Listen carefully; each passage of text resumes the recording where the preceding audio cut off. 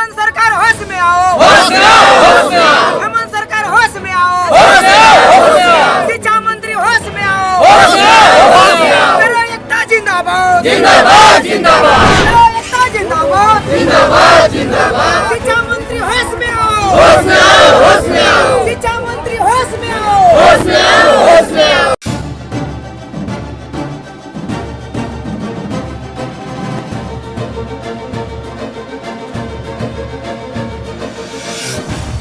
नमस्कार, आप देख रहे हैं जैसी टीवी। मैं हूं प्रियंका।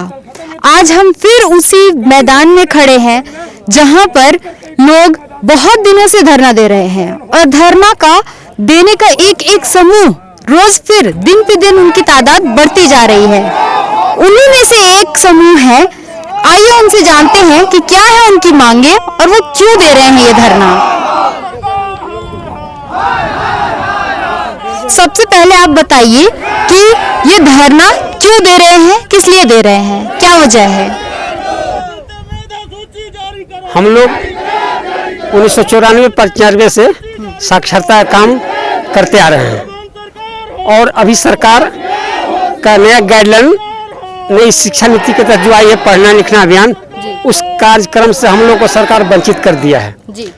और एक संकल्प निकाला है जिसका संख्या है 445, 10 मार्च को निकाला है। उस संकल्प संख्या को निरस्त करने के लिए और पुराने जो साक्षरता कर्मी हैं जो 20-25 वर्षों से सेवा दे रहे हैं समाज में, वैसे लोगों को पुनः बहाल करने के लिए यह धरना का कार्यक्रम किया गया है।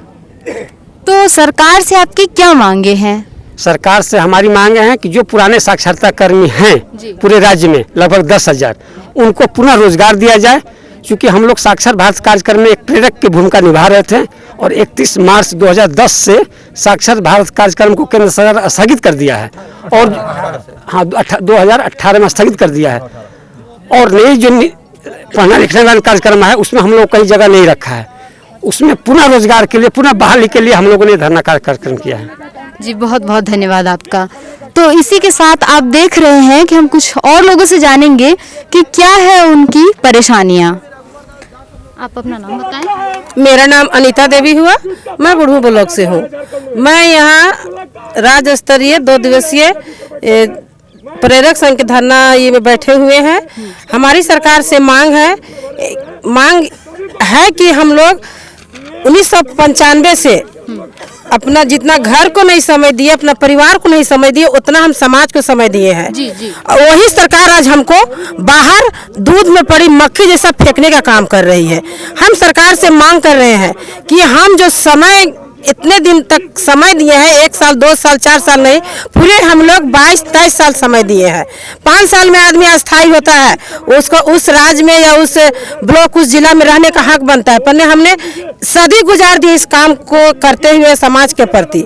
और सरकार हमको आज निष्कासित करने का काम कर रही है और अभी उसी नई नीति को लेकर के पढ़ना लिखना अभियान जारी कर रही है और नए संविदा कर्मी को रखने का या जोड़ने का उन्होंने काम किया है। और उस 445 जो पत्र संख्या है उसमें निष्कासित किया है। उस संविदा में पुराने साक्षरता कर्मी जो हैं उनको जोड़ने को या उनकी पुनः नए संविदा रखने की मांग को लेकर के हम लोग आज यहाँ धरना पर बैठे हुए हैं।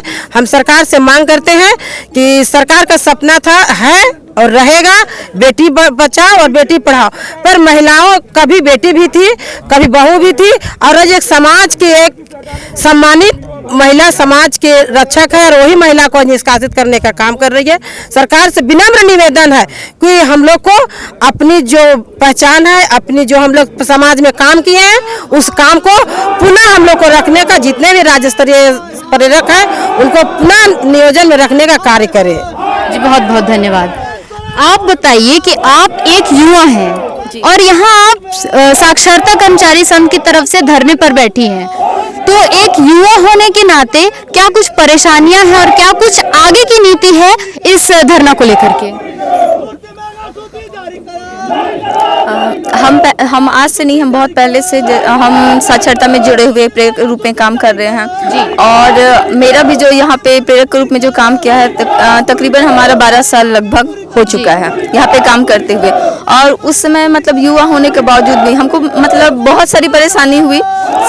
जैसे समय पे हम लोग को पैसा नहीं मिलता था। सबसे पहले बात तो कि हम इतना कम पैसा में भी, जैसे हम लोग को स्टार्टिंग में मतलब 500 फिर 700 किया गया, उसके बाद फिर 2000 किया गया।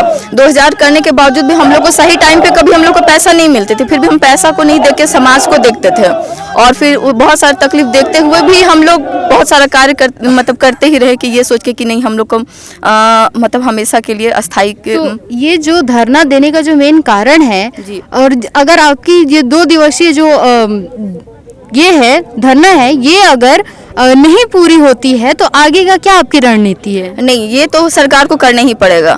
अगर मान लीजिए अगर हम लोग का सरकार हमारी बात नहीं करते, हम 2 दिवसीय क्या, अगर हम लोग को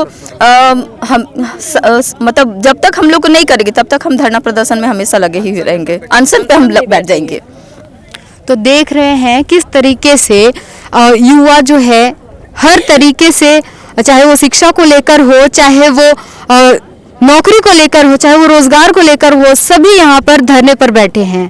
कैमरामैन विभास के साथ मैं प्रियंका, जैसी टीवी।